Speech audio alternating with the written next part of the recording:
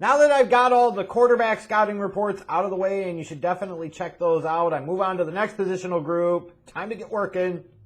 Time to start on the wide receivers.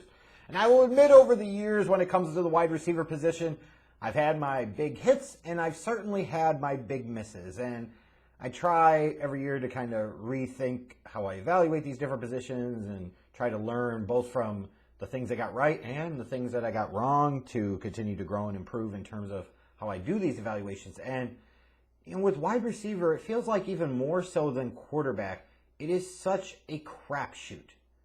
Like, I think quarterback, we talk about system and scheme and fit and supporting cast and opportunity and things like that, and that matters. But at some point in time, if the dude has it factor, he can overcome a lot of those things. Whereas you look at a position like wide receiver, that's not always going to be the case. Like, a dude could be a pure alpha and everybody sees it, but may only get to a certain level because of a bad offensive line, bad quarterback, bad play calling, bad scheme, bad utilization, all of that. So it feels like to me that wide receiver is one of those positions that's even harder to grade than quarterback because there are so many variables. Just because a guy is slower of foot doesn't mean that he can't have great success if he becomes very fluid in terms of his route running. And you talk about short area quickness and bursts and the ability to get in and out of breaks quickly. Like, that can mean a lot more than deep speed. But if you're trying to utilize them on the outside and they can't come down with the contested catches, then you got a problem. Whereas sometimes these fast guys, these burners, that's all they could do. And they can't catch, and they don't learn how to run routes. They don't learn how to expand their moves. They're not disciplined enough, and they become limited in their role.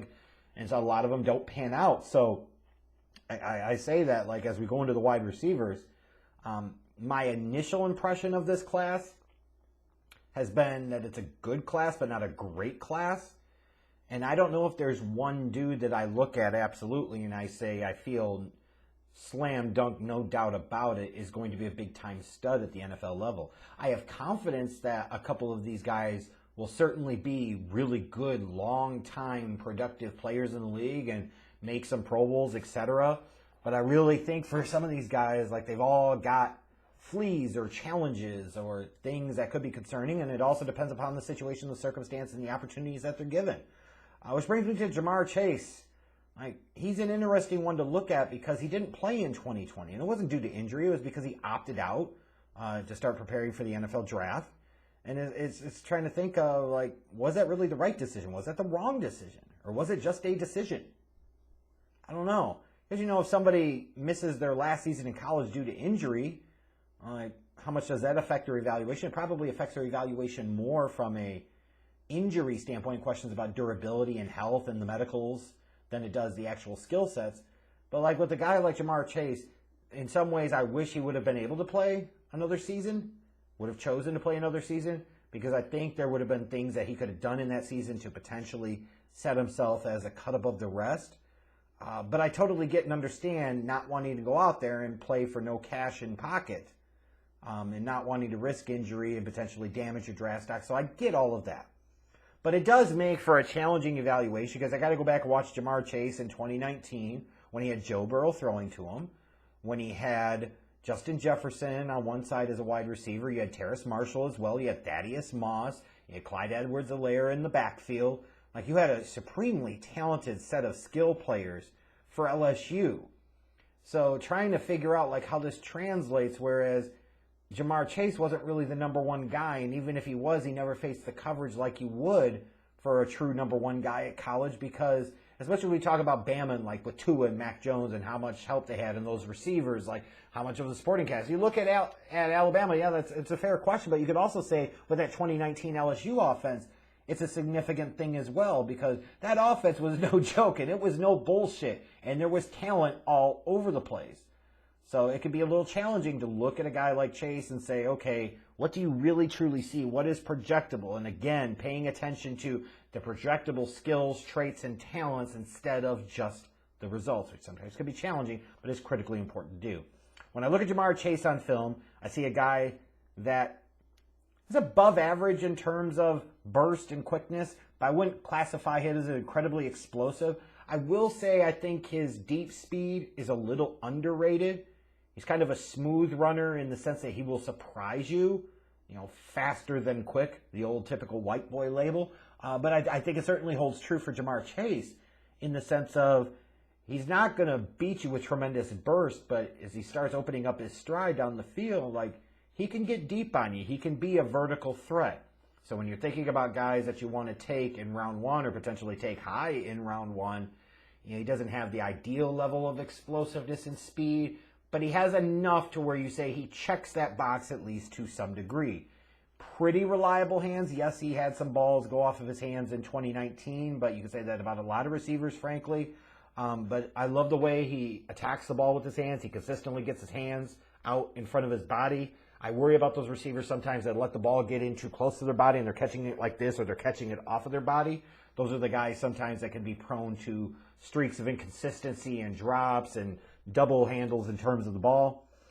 Versus press coverage, I look at him and I say, okay, he's kind of lazy getting his hands up to punch the initial DB, and that concerns me quite a bit.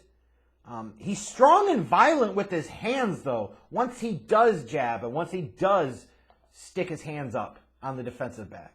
So when he gets there, he can arrive with a purpose, and I've seen quite a few people reference him on Twitter, etc., talk about he can play a level of bully ball, and he can. He absolutely can. But now when you get to the NFL and you're potentially lined up against corners on the outside that are bigger and stronger than what you faced in college, are you going to be able to play that same level of bully ball? And I'm not sure that you'll be able to unless you can get quicker in the way that you fire your hands up. Like you watch him on film consistently in 2019, and you look at him when he's in his pose, and you can't really see it based off of the way the camera is angled now, but he would have his arms down, and then when you get that release off the line, he was really slow in bringing his hands up. And typically you would see a lot of times the DB was able to get first contact. And a lot of times you say he who contacts first wins, and Chase doesn't do that. He was able to overwhelm folks once he did engage with his hands because he's strong as hell, but I would like to see him be able to get better in terms of consistency with his hands usage. In terms of things like separation and catch radius, I'll say his catch radius is outstanding. He can easily go high point the ball. Because of the fact that he catches the ball away from his body and he attacks it with his hands, he's able to stop for the back shoulders and the fades. He can sit there and go low and reach down and get the ball. He has really, really great body control. One thing I would like to see him do maybe a little bit in terms of some of the routes that he runs is when he's running some of those hitch and comeback patterns, I would like to see him be a little quicker and a little more aggressive and assertive in terms of attacking and coming back and getting the ball, but that can come with time and experience. He's good at getting separation. He's not the type of guy that you anticipate being able to get all types of open, but I see him as a guy that can definitely get a little bit of a crease, a little bit of a window. So you'd like to see him be able to get a little more, but I think it's that chicken fighting with his hands down the field that can help give him that little subtle separation. He's got good feel for finding gaps and holes in the zone defense, and we can say, well, that's easy. You're running to open space, but not everybody that plays a receiver position necessarily has that great feel. His lack of elite quicks could sometimes cause him some challenges in terms of having to go and get more contested catches, but his hands are good. He's got great body control, and he's got a great catch radius, and he can go up and attack the ball, and he can get it, and he can wrestle it away from the defender due to his strength. So I'm not as concerned about that as maybe I should. I would like to see him work on getting more secondary moves into his routes. He's pretty much like a one-cut, one-move type of guy. He could be even more dangerous if he could develop some double moves and some double cuts into his repertoire. Route running is okay. In 2019, it was kind of a basic route tree, not a ton of nuance, not the sharpest in and out of breaks, and there is some wasted movement, especially with his feet. I think he's going to have to work out on that. Another thing that concerns me a little bit, he has a tendency sometimes to round out some of his patterns, at least what I saw in 2019 again. And that's a thing that could lead to some bad interceptions and some pick sixes at the pro level. So he's got to be sharper and more sudden in and out of his cuts, in and out of his breaks, in and out of his moves. But I will say, one of the most fundamental basic routes you're going to have to be able to run at the next level, especially if you're projected as a number one type of wide receiver, are those slant patterns. And he's got great timing and suddenness on his slant patterns, like his ability to get the release and get into the break and set up his quarterback well. I really, really, really like about his game. In terms of run after the catch, he's pretty good. He's got good vision as a runner. He can anticipate where the daylight is. He's got some quick cut ability to make defenders miss. He's got that strength, again, that he can make the first tackler slide off. I don't know if he's going to piece together a ton of moves and consistently make 3 or 4 people in the open field miss tackles. Not a ton of guys can do that anyways. But he's a guy that can put the ball in his hands, and he will be able to pick up some additional yardage, and I like that. No real injuries to call out. But, some questions about how will he be after a year off? How much does he benefit from the talent that was around him in 2019? Because there was a lot of talent around him. And that's the thing that's hard to evaluate. He didn't face a ton of bracket or double coverage. He was in a situation where he was a secondary option in a lot of cases. So it's a lot easier to have a really nice performance, a really nice year when the pressure is not on you because you're not the dude. He has dude-level skills, and I think he has dude-level potential, but it is a question, like, did he mess up by not playing in 2020? Although, again, I totally understand it.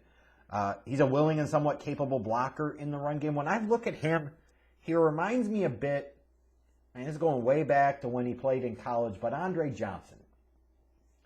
A guy that when I saw him in Miami, I just looked at him and I said, man, that's that dude.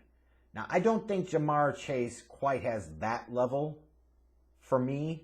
I think he's like a slightly lesser Andre Johnson. I've seen some comparisons to DeAndre Hopkins as well, and maybe I'm just going based off of my perception, what I saw. Like, Andre Johnson had good speed, but he wasn't like completely explosive and electric, but he could play some bully ball. He was strong. He became a really good route runner. Like, he was a borderline Hall of Fame NFL player. Like, I could see a Ja'Marr Chase developing into that type of NFL wide receiver. Now, when I look at it, I say, what's the special trait that I look at and say that should make him a top 10 pick? I don't know that he has one. Like, he's got good size, but it's not fantastic. He has good speed, but it's not electric. He has adequate to above average quickness, but he's not stellar or super uber explosive. His hands are good, but they're not elite. So I look at him. I'm going to put a first-round grade on him. But he's more of a guy that I feel really comfortable if I was taking somewhere between 10 and 20 than if I was taking him somewhere in the top 10.